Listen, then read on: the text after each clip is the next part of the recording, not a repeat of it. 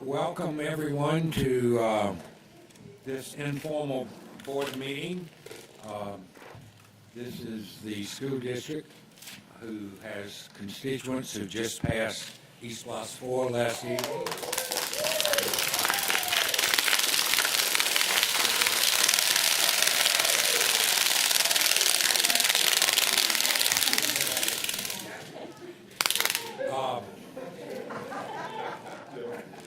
I figured it was going to be a good day. I'd like to welcome everyone to our informal board meeting. This is Wednesday, November 3rd, 2021.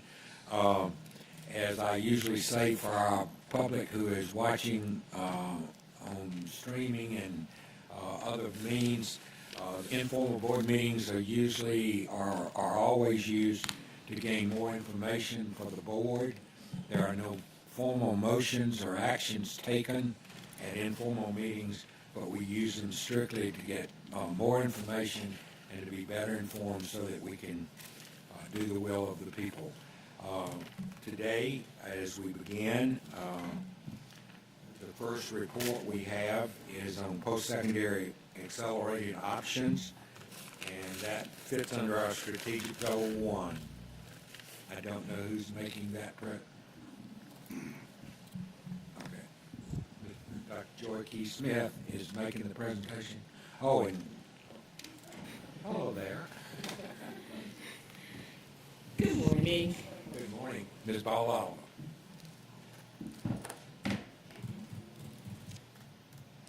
Good morning. I have with me Mrs. Joy Key Smith, our Gifted and Advanced Learning Program Specialist. And our report this morning, of course, is on the 2021 Post-Secondary Accelerated Options. So Goal 1, Student Success, Academic Achievement, and Life Readiness is where we would find post-secondary accelerated options. We had over 1,800 students that successfully completed either one AP, IB, or dual enrollment course. Our completion rate for the district was 20%. The majority of our PAO completion was in the area of advanced placement. Noted are schools Early College, Savannah Arts, Savannah High School, Woodville Tompkins, and Savannah Classical for increasing their PAO completion rates. Johnson High School also maintained their percentage of successful PAO completions. 1,563 of our students completed AP exams, with approximately half receiving a passing score. 79 additional students completed AP courses this year, and this reflects a 1% increase. We're very proud of our students at Savannah Arts Academy, Islands High School, Jenkins High School, and New Hampstead High School, who are recognized by the College Board. Our AP scholars are students that achieved a 3 or higher on 3 or more exams. Our students given the AP Scholars with Honors Award receive an average of 3.25 on 4 or more exams. And our students receiving the AP Scholars with Distinction Award had an average of 3.5 on 5 or more exams. So we're very proud of these students. Congratulations to Savannah Arts Academy.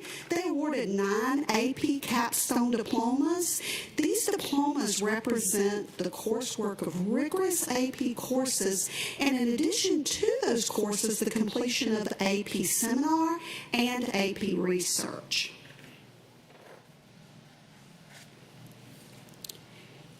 54% of the IB subjects that were assessed received a score of 4 or higher. 33% of our IB diploma and career certificate candidates completed all of the requirements to earn the credential. The highest percentage of our IB exams scoring 4 or higher was in the area of math, English, and world language. The IB diploma success rate was 24%, and the career certificate success rate was 70%. Johnson High School increased the number of IB exams by over 100 students.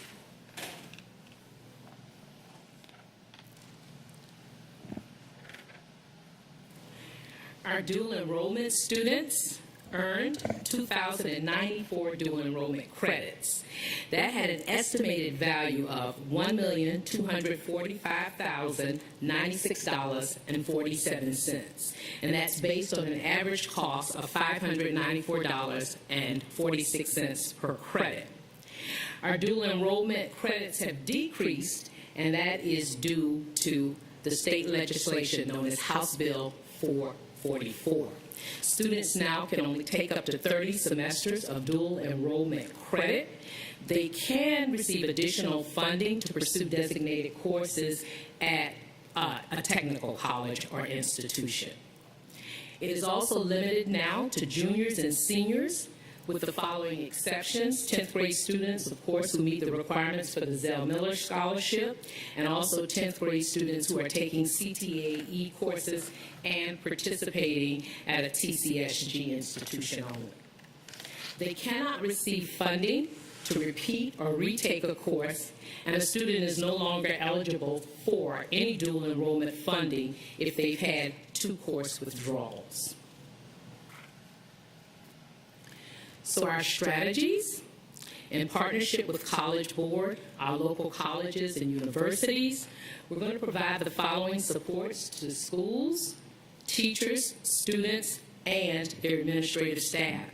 We do have implementation of the pre-AP curriculum. We have that pilot occurring at Groves High School and Coastal Middle School, with Coastal also working with College Board and piloting the Springboard curriculum in middle school.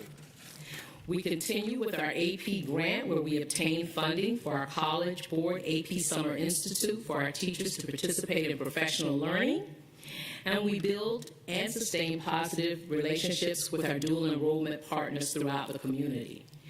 We conducted the first pre-AP summer camp this past summer, and we'll continue to do that as it was a big success to support our students in being prepared to enter those dual enrollment courses. And then we continue to work with our schools as it relates to master schedule so that we can support the actual scheduling of advanced placement courses that lend itself to giving students extra attention when they take on more advanced coursework. Questions? Question, Ms. Hall? I want to know whether we give our kids as much coaching as they could use before these exams. I always remember that movie Stand and Deliver where, you know, the guy coached and coached and coached. And I wonder if our summer camp is enough, or is it possible that we could add some more coaching opportunities so that we have a higher rate of success? So many of our schools throughout the year, IB and AP, they actually do take assessments throughout. They also have access to the online resources, and they're able to give students mock exams. Teachers then score those exams utilizing the AP rubrics, and then they adjust their instruction to help in that area and to support students and coach them. One of the things we are doing, one of our strategies, is looking at their master schedule so that we build in more time for them to meet with those students and be able to provide additional coaching sessions. They also offer Saturday sessions, but of course, as you know, we can't require students to attend, but that's another opportunity. So as we look at the master schedules and plan for the following year, we're looking at building more of that time in to help them. Well, I'm real happy to see, like at Johnson, to see we get 100 more kids. You know, we've been pushing for that to have more participation.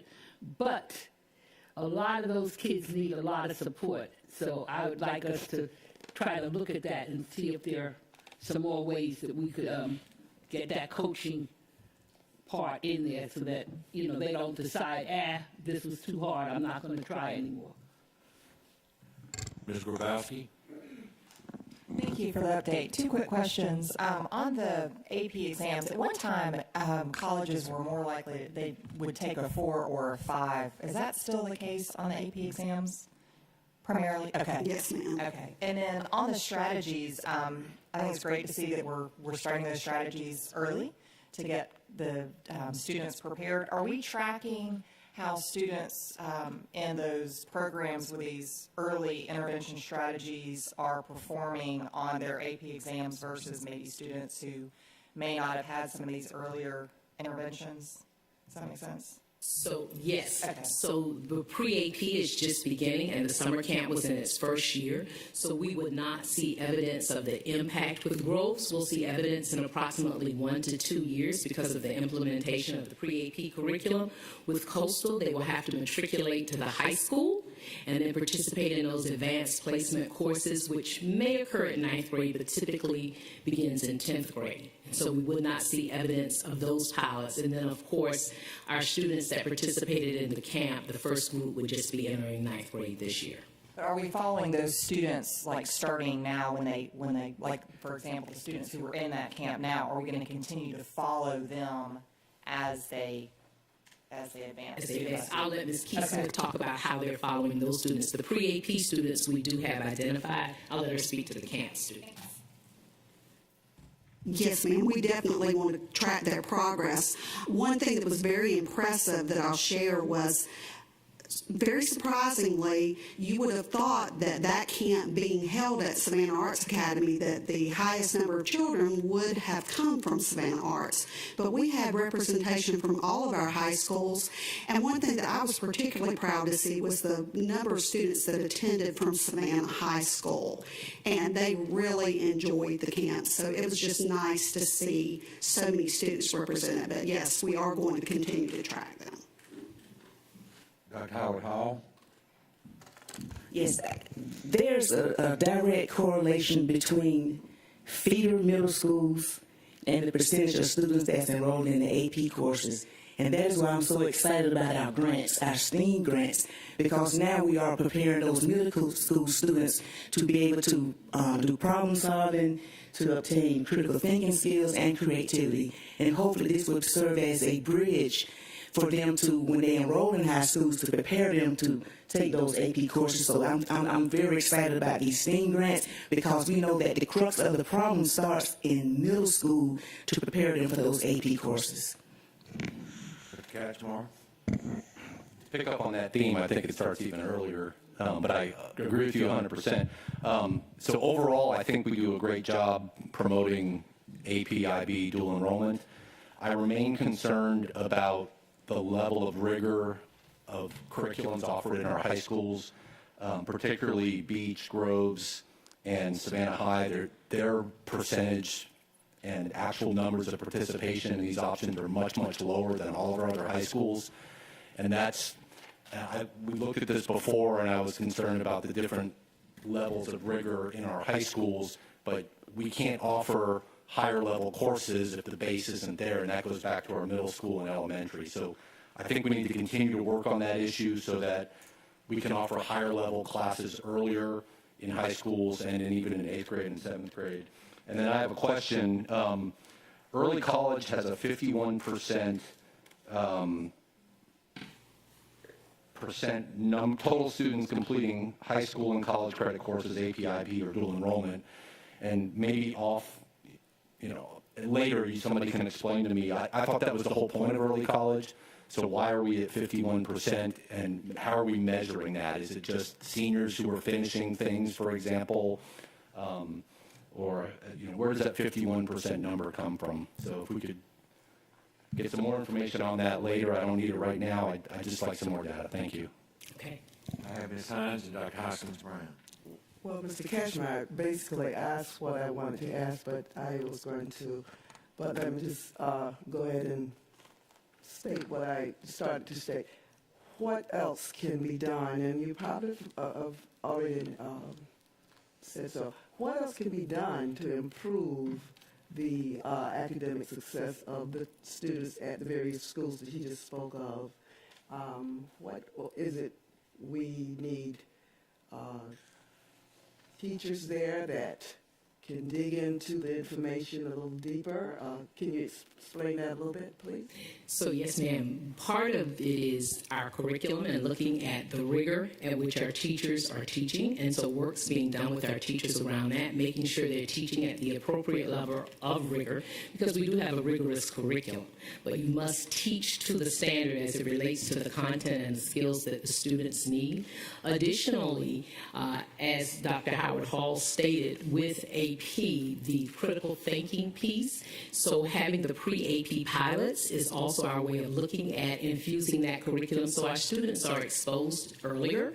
We're piloting in Groves and Coastal, making sure that it's going to be successful before looking at expanding it. This also exposes them to many of the standards and outcomes that they would meet in AP and IB, and begins to build that cadre for our students as it relates to being successful in those areas.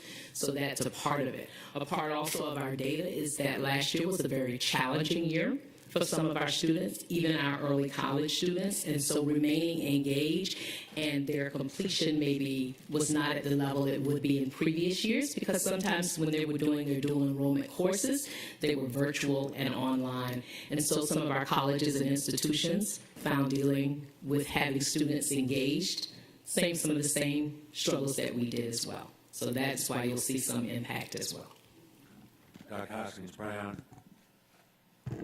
Thank you, and I appreciate the report, and particularly the detail in the executive summary report, and that's where I have a couple of comments. I have a request, a question, and a comment.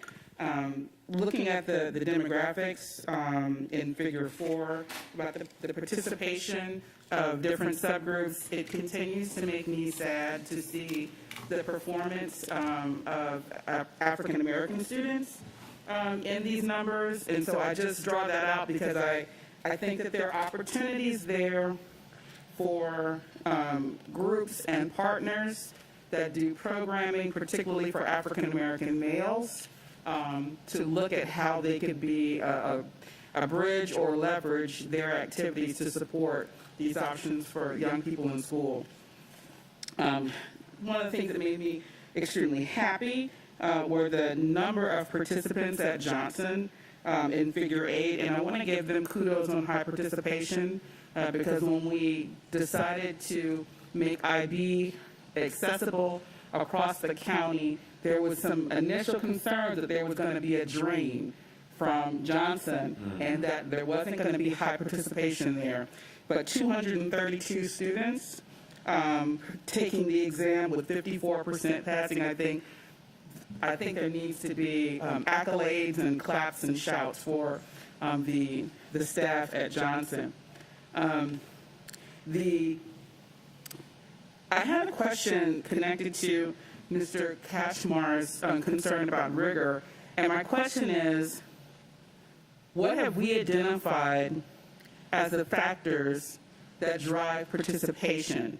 And I ask that because he has articulated a concern about rigor that is valid, but I also am wondering, you started a pre-AP program, which says to me that you've identified prior preparation as a barrier. I'm also thinking about parent support, reinforcing that this is something that is valuable and, and requires extra support for that performance to be able to prepare, not just ace the exam, but just preparing for those exams are challenging. So what are the other factors that we should be aware of that drive the success in these accelerated options? So some of them, one main factor is mindset of our students and working around that and looking at it as something harder when it is not required for graduation.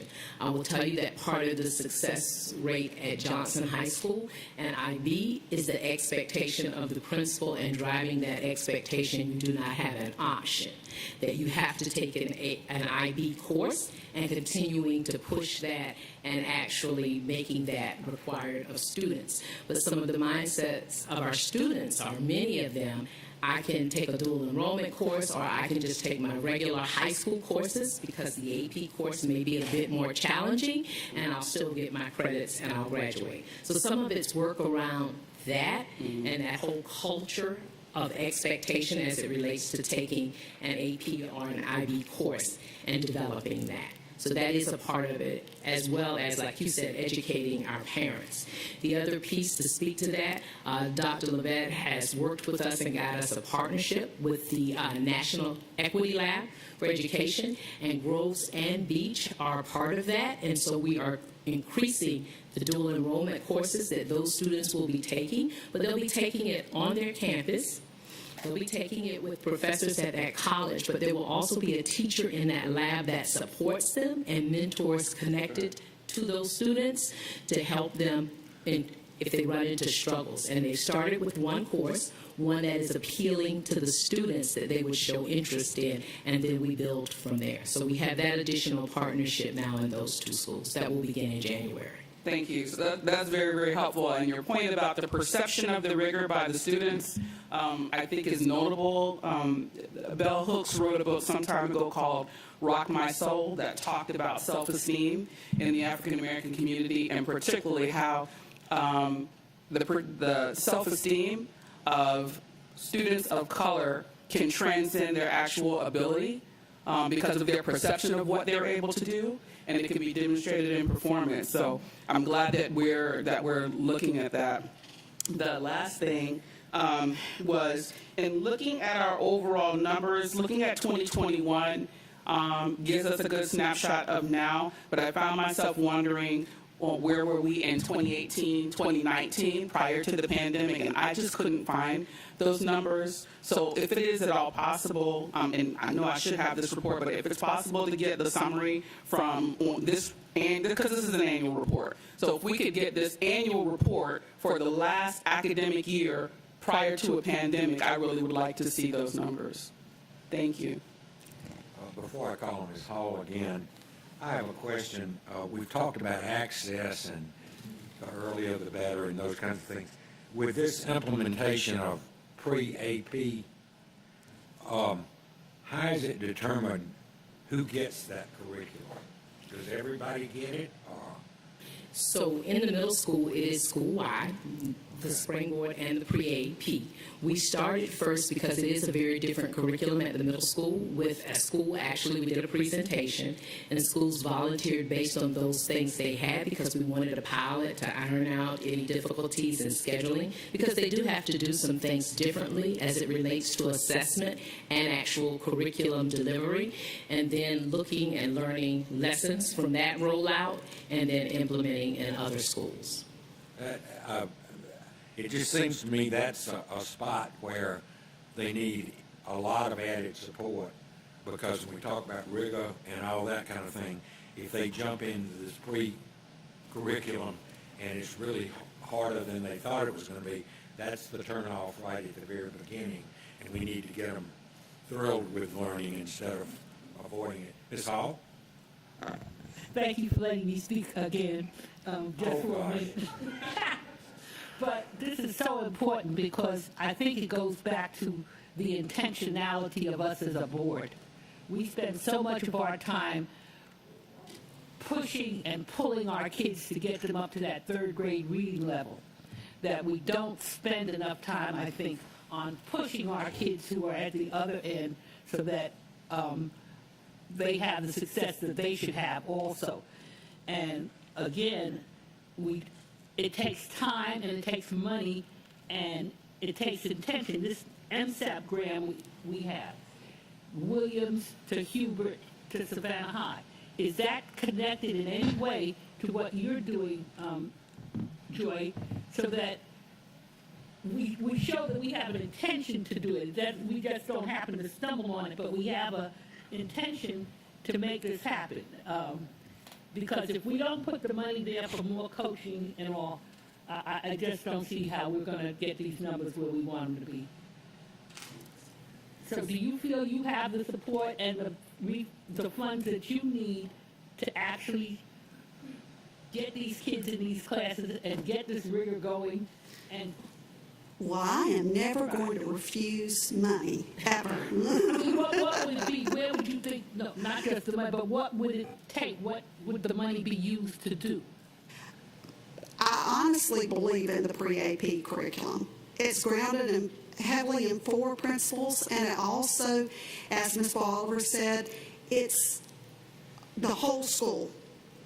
It sends a message that you, as a student, are capable of performing at high levels.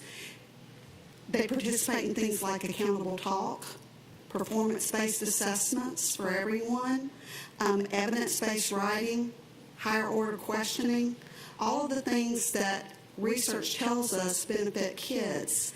And since it's for everyone and not just for the select few, I think that it's a great way because it's saying to that kid at an early age, we believe in you and you're capable of this. You are taking pre-AP, and do you know what that is? It opens dialogue for the teachers with those students. And I think it creates a culture. So sometimes it's implementing a curriculum, and curriculums can be expensive. We did find the funding to support the schools that opted to do it, and I do think that the leadership of the schools that you mentioned would want to participate, and I think that they will be eager to participate when they hear about the successes of the other schools. Okay, well, what Dr. Buck said about making it thrilling versus I don't feel like doing that hard work, that's the key. Yeah. How we get the kids to think that it's, ooh, I'm going to, as opposed to I don't feel like doing all that extra work. So to me, that's where personnel needs to be constantly pushing those kids. Okay, thank you. I'm going to just sit and make one more comment. In the past several years, I've seen students that really improved on their math skills. They are much better now with their math skills. But until we make sure that all children, even though you spoke of reading, are reading so they can comprehend and understand what they're reading, then we're always going to have problems. So we got to work on this reading to make sure these children are up to par with it. Because if they're in an advanced class or an AP class and they're still struggling with the reading, this is going to turn them off. And this is something I would like to see. I guess I don't know, way now. I would like to see the CARES Act get into getting what we need to get these children on board so they can properly learn how to read and comprehend and synthesize information so they can move forward with their lives. Thank you. Mr. Austin has the response for Mr. Kachmar's question. Welcome, Mr. Austin. Good morning. So our calculation for participation is based on 9 through 12. And it's important to remember that, again, IB, the diploma program starts for 11th and 12th graders. And most of our APs are given in 11th and 12th grade as well. Now, with dual enrollment, with the funding rule change, juniors and seniors are the primary participants, and there are a few sophomores that qualify, but with very specific criteria. In fact, in the state, there are very small numbers of sophomores that would participate in dual enrollment. So 51% is actually quite high when you look at 9-12.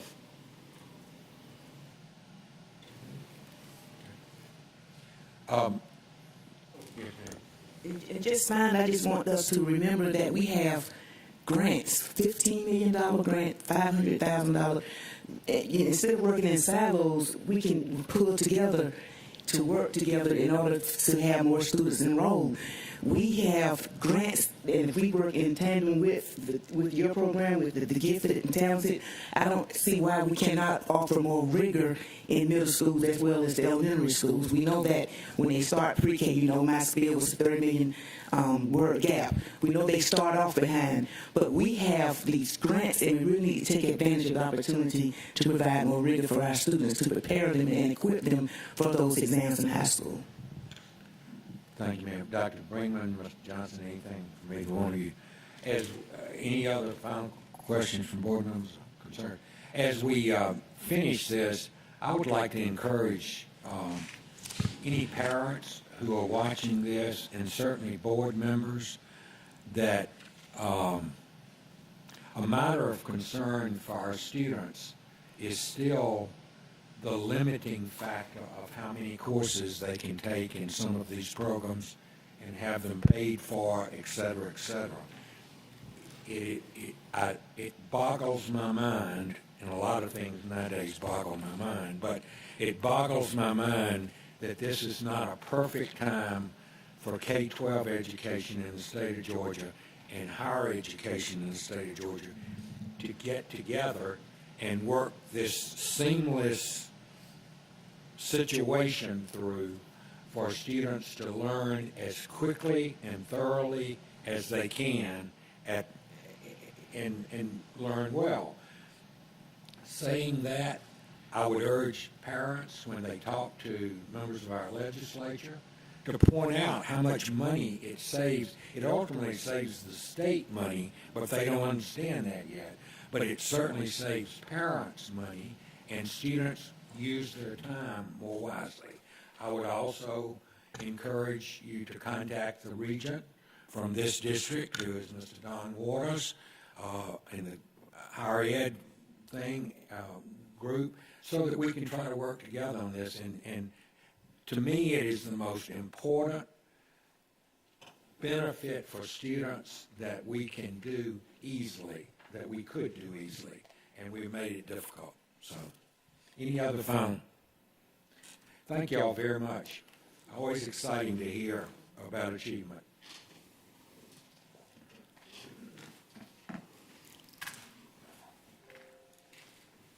Are you next again? I believe so. Okay.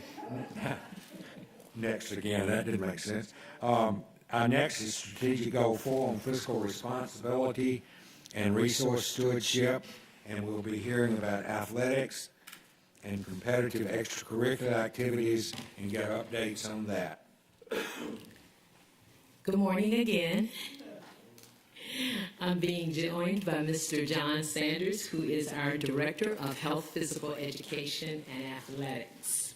And these are some updates, especially updates as it relates to how we are making sure we keep our athletes and our coaches safe, as well as strategies to help keep our spectators safe. Our guiding principles when looking at athletics: implementation of COVID safety protocols that maintain a safe and healthy environment for our staff and our students. And then we have a commitment to maintaining opportunities for our students to be able to engage safely in in-person activities to the highest extent possible, but with the least disruption. Good morning. We implemented a large number of strategies last year in 2021 to be able to give our students an opportunity to participate in a manner that we thought was safe, not only for the athletes, for the coaches, and for the spectators. For indoor activities, we required masks for all indoor activities. 2 guests per student athlete were allowed to come to spectate at these activities. COVID-19 screens were implemented when parents came into the facility. We only utilized the bleachers on one side of the gymnasium, so the spectators were distanced from the players and coaches and officials. We did a digital ticketing system, so we didn't have to hand and touch money and pass tickets back and forth. We eliminated concessions last year, just so people could wear masks, and eliminated, again, touching of money and passing things back and forth. All the coaches were required to get tested for COVID prior to the season. We limited the number of student athletes per team to make sure that we didn't have teams that were too large, which helped with practices, workouts, and also with the amount of spectators that we allowed into the games. Played an altered schedule to limit the number of games in all of our activities last year. And the biggest thing where we had a lot of guidelines that we put in place for disinfecting, as the district did for all the facilities, but for athletics to go as far as disinfecting the equipment and balls during the games. So for instance, if a softball was hit out of play, that softball was not put back into play. It had to be given to a coach. They disinfected it before it went back into play. So there were a lot of strategies and a lot of things that had to be done for us to feel comfortable with playing these activities. So our outdoor strategies were basically the same as the indoor. The main difference between the two were the number of spectators that we allowed for these activities. Outdoor activities, instead of only 2 guests per student athlete, we had a percentage according to the capacity limits of our outdoor facilities. So we had 25% capacity limits, which we felt comfortable that everybody could socially distance and still feel good about being at those games. So some of the impacts. Thank you. Some of the impacts that COVID had on our activities, we had games and contests that were postponed or canceled. Some of these games were made up. Some of them we weren't able to make up. So if you look at the 2021 activities, our fall sports did pretty good because we had an intra-district schedule. Everybody that was playing against each other were following the same guidelines within our school system, so we didn't really have a whole lot of problems in the fall. When it came to winter, we changed our scheduling a little bit where we allowed our teams to play region or area schedules, so we played a few schools outside of the school district. So, and being indoors as well, in the wintertime, I think everything went a little haywire there, not athletically necessarily, but just for the COVID itself. So we had 35 basketball games that were impacted. When we moved to the fall, we had 4 soccer games, 16 spring, 4 soccer games, 16 baseball games, 1 volleyball game, which was back in the fall. And we had swimming and wrestling, but none of those activities were impacted because we had an altered schedule for those 2 activities. And none of the middle school sports were impacted last year according to cancellations for games. So as we moved into this year, to 2021-22, so far this fall, we've had 9 football games that have been canceled due to COVID, 13 volleyball games, 19 softball games, and these were all for high school. And middle school, we had 2 volleyball games. And so because of this, we've come up with a plan to try to make things a little safer, to some more mitigation strategies, which Ms. Ball will talk about here in a minute. But some of our strategies moving forward now, for outdoor activities for football, we are requiring masks for entry and exit of the facilities. We started out with 35% capacity at stadiums. We have now bumped that up to 75%. And we're now allowing concessions, and these are outdoors. For indoor activities, masks are required at all times. Capacity limits are at 35%, and concessions are being sold. And these are all prepackaged items. We're not cooking hamburgers and stuff like that and passing them out. Everything, if there's any cooking that's done ahead of time, everything's packaged and given to the people prepackaged. So that's kind of where we're at with that.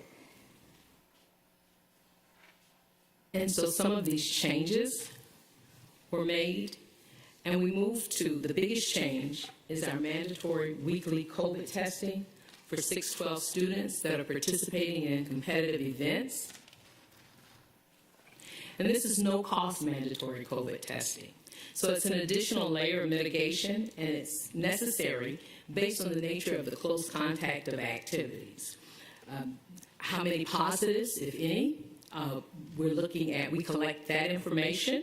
Students are registered in the COVID testing administrators prior to testing. So parents had to go in and register them, and they must test to participate in the activities again, hence it is mandatory. There's no out-of-pocket expense for the testing, and that's mainly due to the fact the federal government has mandated that all insurances pay for the COVID testing, regardless of the network status of the billing provider. And we've provided a letter from the diagnostic lab stating this information relating to insurance coverage. Schools were able to share that letter with parents, as well as we had it posted on the website. Our test results, in most cases, are returned within 24 hours. Only positives are reported. So when there is a positive, the company emails or contacts the school athletic director as well as the school principal. They indicate the student's name, of course the school, they're directly contacting them, the test date, and that there has been an indication of positive. And then the school implements our contact tracing protocols. We have a healthcare professional at the district that also goes into the portal and reviews the data from all of the nasal specimens that were collected and tested. So she can see that data as well for the district. And then she issues an email stating that there were no positives that week to all schools, if in fact there were none. However, when there is a positive, she immediately emails and contacts the principal. This is a second layer of communication because they've been contacted by CTA. But she contacts them as well to ensure that they are aware that there has been a positive, because we do not want any gap in that process. And then those schools will begin contact tracing. The district also has access to the portal. Mr. Hediger, Mr. Sanders, myself, and Mr. Ray, we also have full access to the portal. As a matter of fact, Mr. Hediger was our weekend monitor this weekend, and so he monitored test results that came in from our middle schools on Saturday. Of all the students that have been tested, over 4,000, or approximately 4,000, since October the 19th, we have had 5 positives detected. All others have been negative. At the time of this report, it stated 1, but over the weekend, we had 4 additional positives. So there have been 5 positives now of the approximately 4,000 students that have been tested. Questions of board members? I usually toot my horn when I can. Mr. Sanders, Mr. and Mrs. Sanders were my students at Windsor Forest High School. I'm just proud of my students, okay? So whenever I get a chance to commend them, and we thank you for your service, sir. And I'm real pleased to see you in the position you are. You're doing a great job. Thank you, sir. Thank you. I have Dr. Howard Hall, then Mr. Johnson, and Dr. Green. Yes, thank you for your report. I do have a question. What are your procedures for crowd control when you've reached that 35% capacity, for example, during basketball season when you have popular teams playing each other, i.e. Beach and Johnson?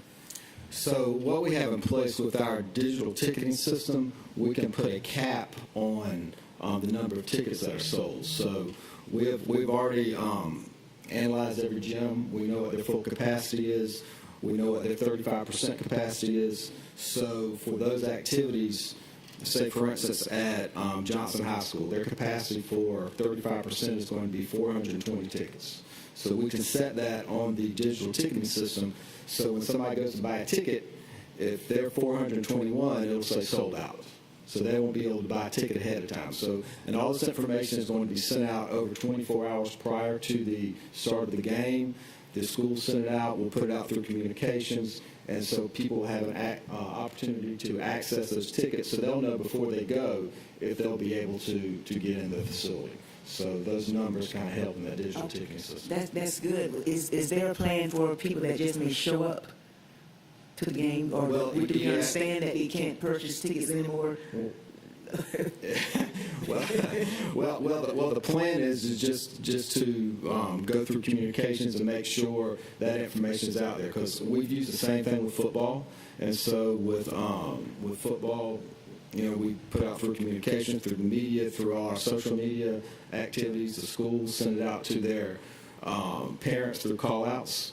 The athletic directors and coaches send it to their kids. So we're getting it out there as much as possible so people know that they have to buy these tickets ahead of time, and if they show up and they're sold out, they're not going to be able to get in. So we do turn back on. Okay, I have Mr. Johnson, Dr. Bringman, Dr. Hoskins, Brandon. I appreciate the report. Quick question, when do you think we're going to get back to 100% stadium capacity for outside? I know you've probably been watching college football in the NFL. They've got tens of thousands, 100,000 people in the stadium. They're not spiking over there. Answer that. I'll answer that one since we talked about that. So right now, especially with our testing, we feel safe at moving it back. As you saw, we changed some things to 75%. So we'll continue to monitor that, and we'll see how things go. And then we go before cabinet, we have that discussion. We look at our numbers and how it's impacting us, and then we make decisions as to whether or not to change that capacity. So we're proud that we jumped to 75%. We are being really cautious, but as our data continues to come in and we see we're doing very well in terms of the testing for our athletes, because that's our priority, making sure our students, staff are safe, and then of course our spectators, will make adjustments as needed. And that kind of goes into my second question with the testing. I know it's no cost up front, but there's also those reports now that insurance companies are starting to raise the premiums with COVID testing, even though they have to cover it.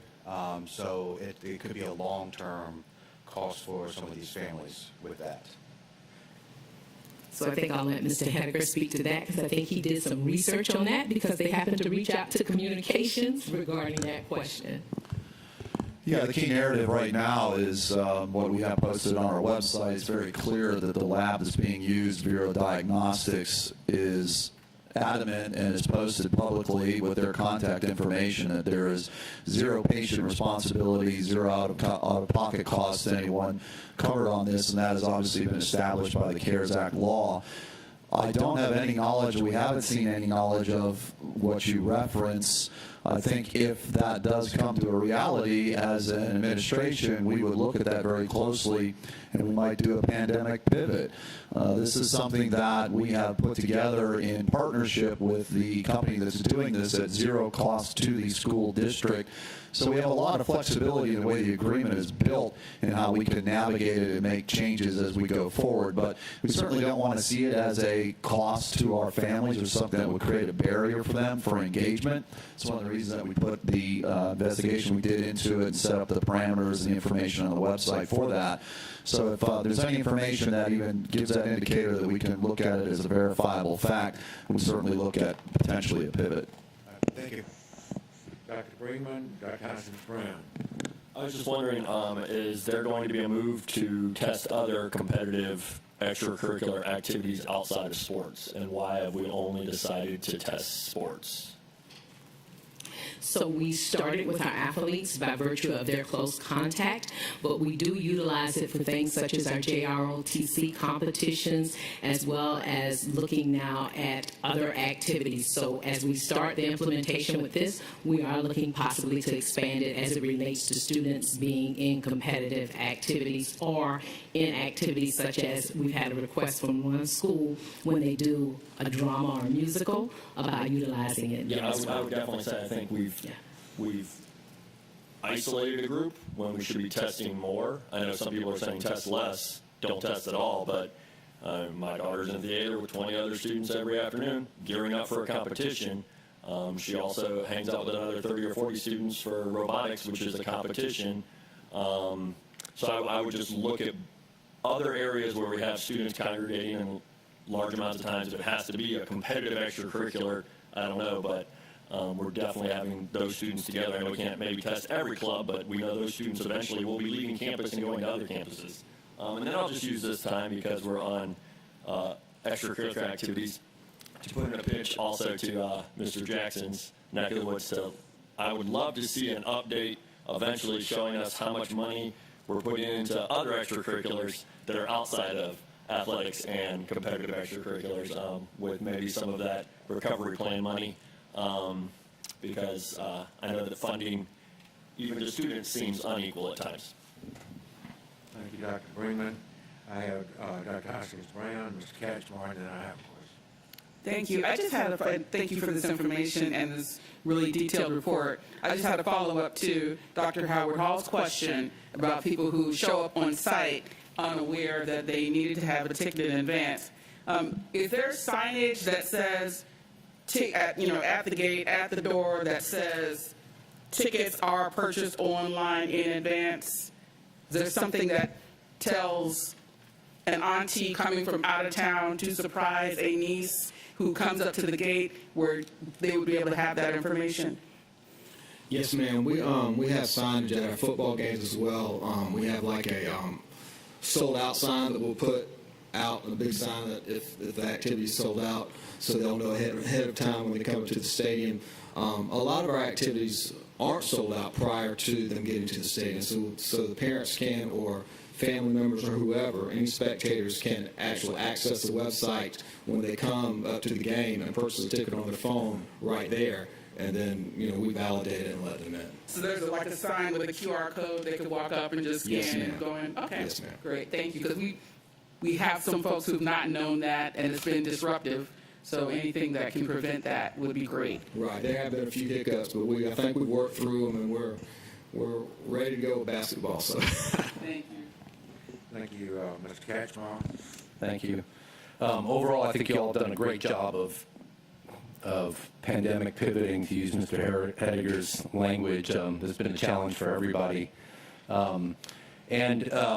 So my questions are, where did we come up with the 75% outdoor, 35% indoor? Is that based on consultations with the Coastal Health District? Is it based on where our community transmission index was? And where I'm going with that is 75% at Islands High School or Memorial Stadium, that's easy to quantify. But if we have something at the Jennifer Ross Soccer Complex, which is totally outdoor, limited seating, how do we handle those different types of outdoor events?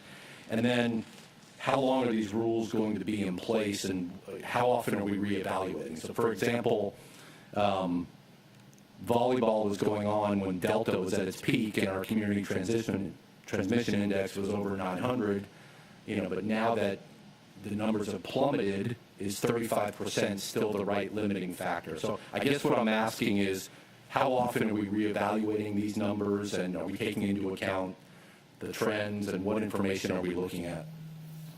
So we talk weekly about our numbers, and we also look at the transmission rate, but we look at what has occurred too in our gymnasiums. So when you talk about the 35%, we look at what number does that put us at. We also have to take into account that we have the players in our gym, and we look at what has happened as it relates to transmission rate. And so we have those discussions, as well as looking at what we see in some other districts and some other places, and what numbers will that put us at in terms of capacity.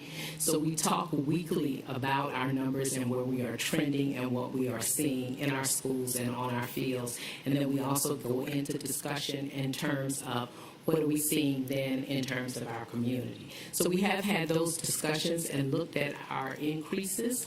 Our goal is to definitely increase and open up as much as possible when we have those discussions, and we do not do that in isolation. Of course, we include our superintendent and other members who can give us information and feedback. I will tell you that we saw many of our issues last year on our indoor close contact activities, and so that remains an area of concern. And while we know that the numbers have gone down, we are proceeding cautiously. We also are utilizing our testing strategy now, which may help us to move forward a bit faster in increasing that number. But there were a lot of concerns last winter and a lot of health issues that we had to face with those indoor sports. And so we are moving cautiously when it comes to that area and making sure that we keep analyzing that. Understood, and what I really wanted to hear was that we're looking at this frequently and periodically. It's not, this is the rule until March or something. No, sir, we meet weekly and talk about our numbers. Thank you. And then the second question about the testing, I appreciate the clarifications that came out from our vendor saying insurance companies have to pay for it. That's how they're making money. They're billing everyone's insurance companies. I will say that there is not universal agreement that insurance companies have to pay for every test. I understand that's one reading of the laws, but there is some gray area about whether the tests that are given because I want to go out partying this weekend, so I'm getting 3 tests this week, whether those have to be covered, or I'm volunteering to participate in activities, those types of tests versus I have symptoms and I need to figure out what I have. So all I'm saying is, of course, they're going to tell us the insurance companies have to pay for all that. As one of my colleagues said earlier, I just want to make sure we're cognizant of that concern and that we respond quickly if we get feedback that in fact some insurance companies are starting to charge higher copays or copays at all. That's a significant concern. I don't want that to be a barrier for a family or a parent's or a student's choice to participate in a program, and it is a choice. The second question I have is if a parent or family wants to provide a test result from somewhere outside of this process, I can see saying we're not going to take a home test. Those aren't, viable or quantifiable. But if somebody says, it's easier for me if we get testing here and they bring a note in, is that acceptable, or does everybody participating in these activities have to use the process we've set up in the schools? So currently, they're utilizing the process in the schools, but understanding that this company does have venues within the community. I believe there are 3 or 4 with the potential for them opening another one, and they accept our student athletes there, as well as an athlete does not have to, or a participant in a competitive event, because we're expanding beyond athletics. They don't have to attend that school. If today was not a good day for you because you were not in school or you had to leave early, but on the way home, you pass by Savannah High, but you happen to go to Jenkins. If it's testing going on, you can go in that building. So we are making arrangements that they do not have to necessarily test at their site. Right now, we are not taking any test results from companies outside of the one that we are working with. Ms. Grabowski? This is kind of along the lines of Mr. Katchmar's question, and are you looking at, many indoor venues that we see, across the country are now looking at either vaccination status or proof of a positive or negative COVID test as a way for entry, as a alternative to numbers or percentage caps. Is that something that's been discussed at all by the district, looking at vaccination status and negative COVID test results? So we, a long time ago, talked about that, but we have not explored that for athletics. Any other final questions? Since since everyone is given a football or a basketball schedule in advance, how far in advance can tickets be purchased if you want to purchase a ticket for a game that's 2 months away? So we are we have to open up actually the link to allow parents to purchase tickets. So what we've done, because like I said, we've learned some things with the digital ticketing. We've had some parents, especially in our middle school games, were unable to purchase tickets because the code was sent out by the schools, but parents give them out to friends, and tickets were bought, and then the limit was reached, and then some parents said, I didn't even get to buy a ticket to come watch my son play. So what we've done for basketball is we are making sure for high school and middle school that every child puts down 2 guests that can purchase tickets for that child.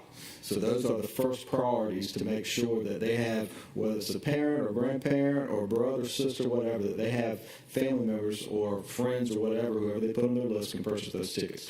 So that goes out, and that's going to be at a what we call a will call or pass gate. So they'll come and they'll actually get the code at that gate.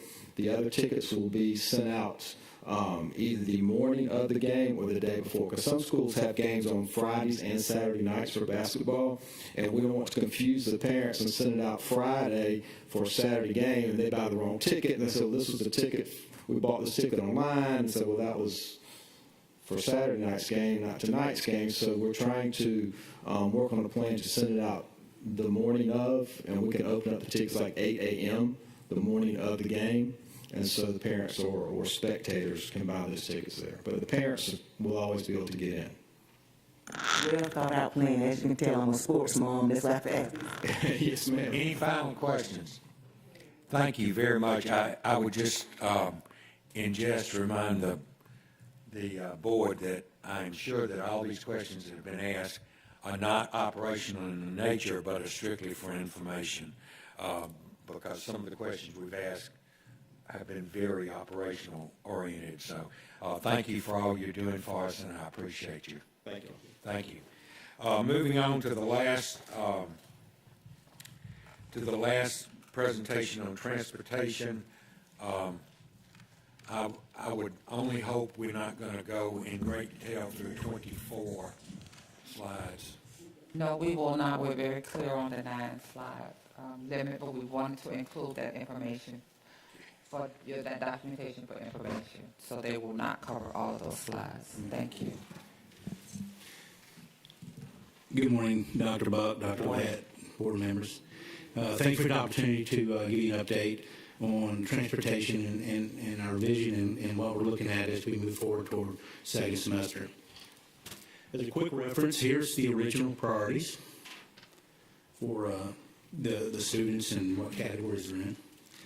And before we get to the meat of the driver capacity, I wanted to take a quick minute and give you guys an update on how hard HR is working with us in everything we're trying to do to recruit bus drivers. Job fairs, average starting salary is really good. We've been on social media. We have monthly job fairs. We'll have another one with Goodwill this month on the 16th. So our driver capacity right now, so we have 240 drivers employed. When we start taking out the daily things that occur in a department in the school system and average daily call-outs, we're left with actually 206 drivers on average who show up to drive a bus on any given day. Now we have 65 routes that are students with special needs. We have to make sure we pull drivers in those buses are rolling, which leaves us with 141 regular ed drivers. Now that number is important, so we'll refer to that in a few minutes. We currently do have 5 drivers in training. So when we look at the number of drivers we have in routes, we have 220 total routes. Again, we have the 65 students with disabilities. It leaves us with 155 zone routes. Well, our daily average that shows up is 141.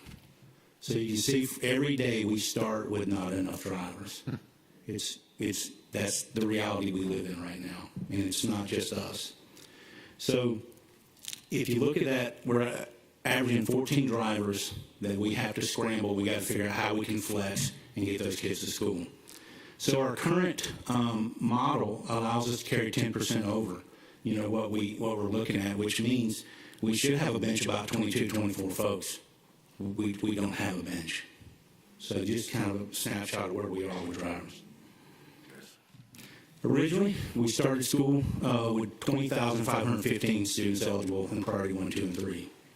And through some surveys, parents opting out, and going through and finding about another 1,000 students who just didn't show up at all, did not get on the bus for the first 3-4 weeks of school, so we removed those. Well, that's about 6,100 kids that came, out of the 20,515, which leaves us with right now 14,102 that are routed. To give you some snapshots from the beginning of school, what an average day looks like for us. You can see a couple days from August, September, October. We're starting to see more and more kids get on the bus on a consistent basis. When we look at some of the capacity, there's 70. We look at 36, 72 passenger, 84 passenger. And when we look at, not cramming kids 3 to a seat because it's not really the model we're looking for. The elementary K, we're looking at approximately 2 to a seat. And you can see, based on that, what we can carry and then what we have routed. Quickly, that's what elementary and middle school look like. And then we get to high school, whether we had COVID or not, the most kids we can get on a bus is 2 per seat, because everybody knows high school kids these days, they're really big kids.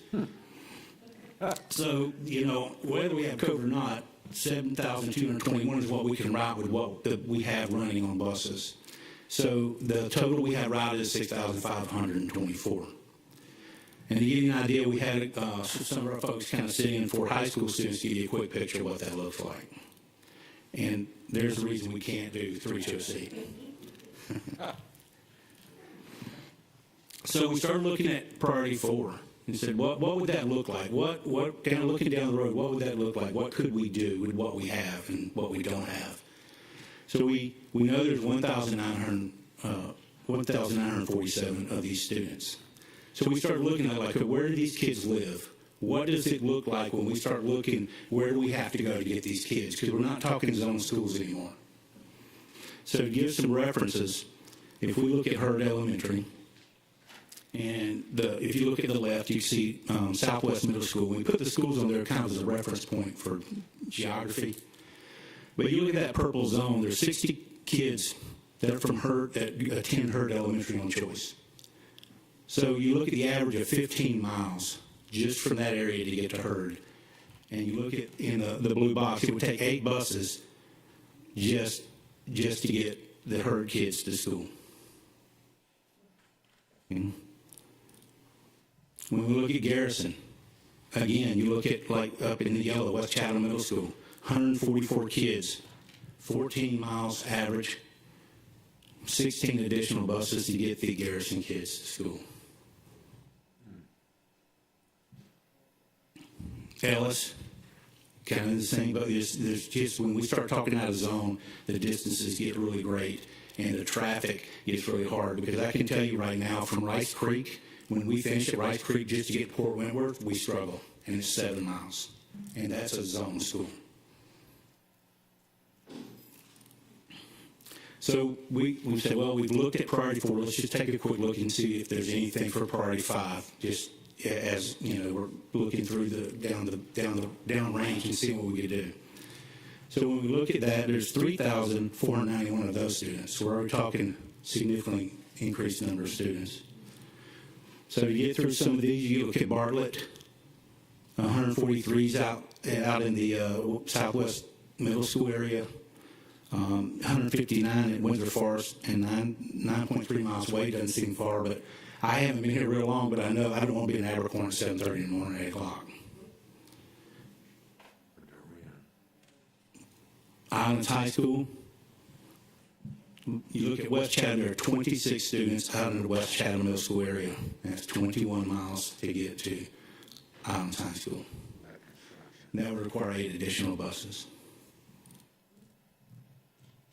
Jenkins, over and over with each model, it's the same thing. Just time, distance, traffic, and the geography of it. So we said, hey, what can we do? What could we do? So the team got together and looked at, when buses start getting freed up. So one of the things we could look at doing in recommendation is to implement some limited school to home for priority 4. At least we can try to look at some models to get the kids home. Parents still have to get them to school. But looking at, and the team's very confident, and looking at, we're going to have to work through a little process, but we're looking at getting a lot of these kids home in the afternoon because we won't have the time constraint to get them there before school starts. And we'll have the capacity once the buses start clearing the high schools to get in town and get a lot of these kids back out. So time constraints will be minimized. And so Dr. Buck, I tried real hard to get through. You did a great job. I appreciate it.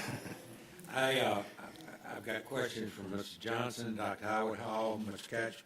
Mr. Catchman. Thank you for your report. A couple of things. You can take one kid off of the eldest one. My son has never ridden the bus to and from school. It's a nice way in the morning for me to spend time with them, in the afternoon to spend time with them, and I really cherish those times.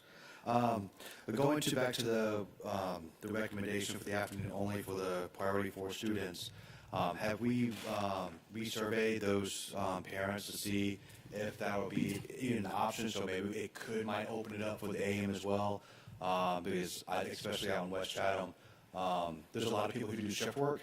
So not having the morning transportation can hurt them where they could actually pick them up in the afternoons easier than they can in the mornings. Sure. So we did get with communications and Dr. Vet and Ms. Kegler, and we did send out a survey to these parents. We only had about half respond, and out of that half, about 300 declined that transportation altogether. Because in the survey we didn't say AM or PM. We said who would be interested in, because we were looking at what we could do to take and plot these kids like you saw and see where they are, see the feasibility of getting them to school in the morning or home in the afternoon. And it turns out it's feasible in the afternoon. It's just not feasible in the morning.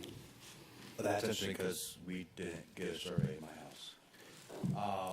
And I know it's my wife's email who's in Power School. However, we didn't get one because she would have asked me about it. So can we just check on those with data and accountability or whatever, or whomever, and just really make sure that they didn't bounce back and maybe contact those parents and those families that didn't respond because they might not have they might not have gotten or could have gone into spam.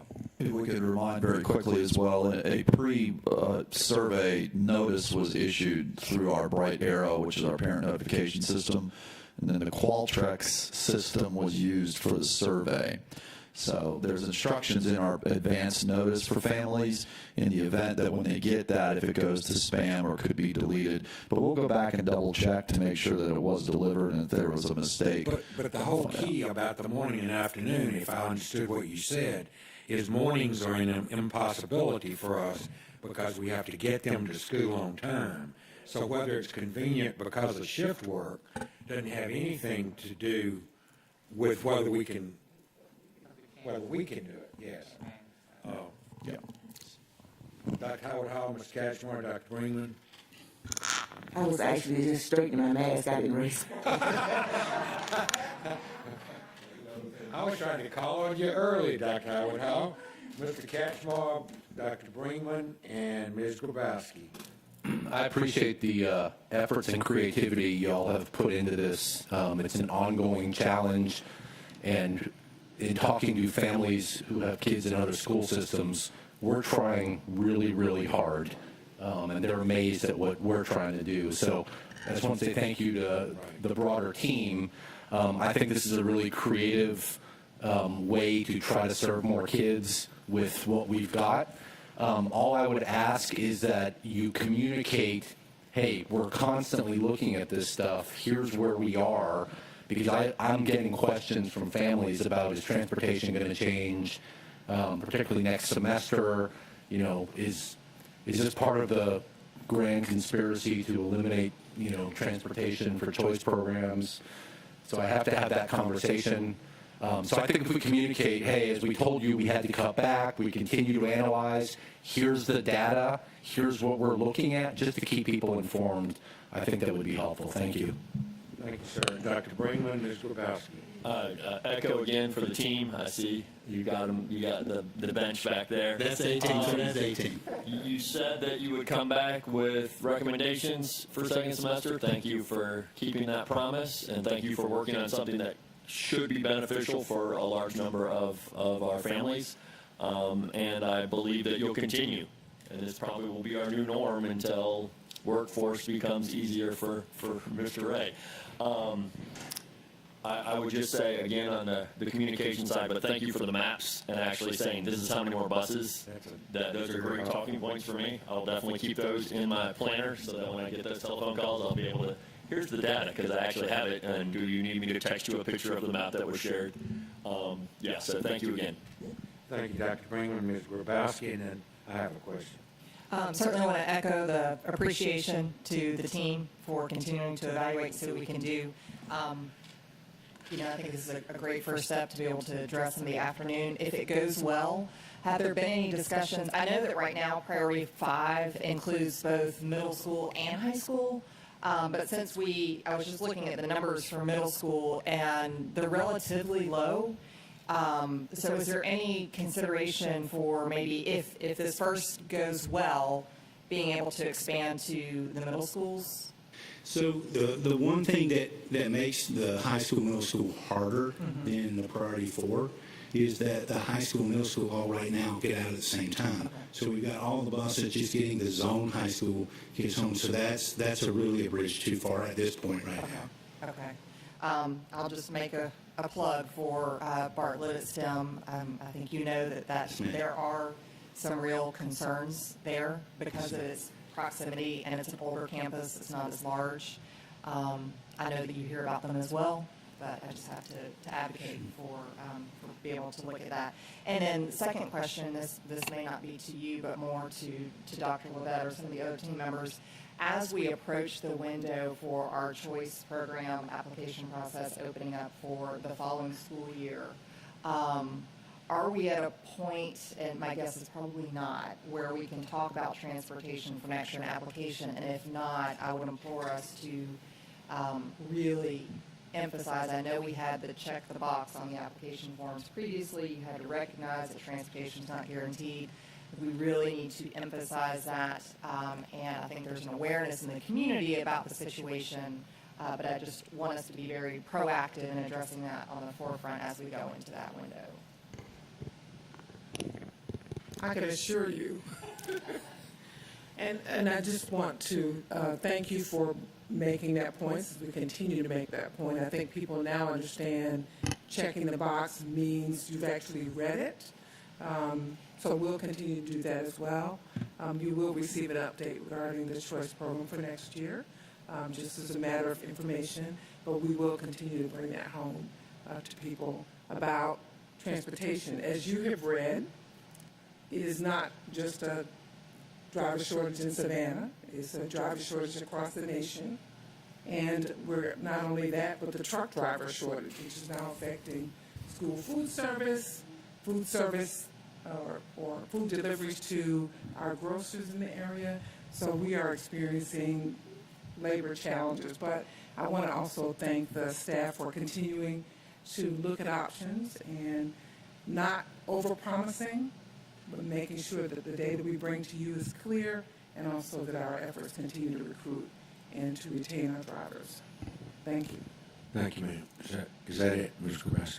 The question I had is, seeing your numbers on your charts for the various priorities that we have, am I to assume that all the shortages we see in terms of what we need and what we really have.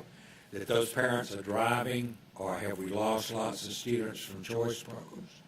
I mean, I don't have any visibility on what the choice looks like, so I can't answer that question, sir. If at the schools, I don't know what that looks like. okay, I think it would be helpful to know, at least from somebody, if indeed we're supposed to be getting 62 from over here, are they now being driven in separate cars, or have parents gone together in minibuses, or, you know. Any other questions? Yes, ma'am. Oh, yeah.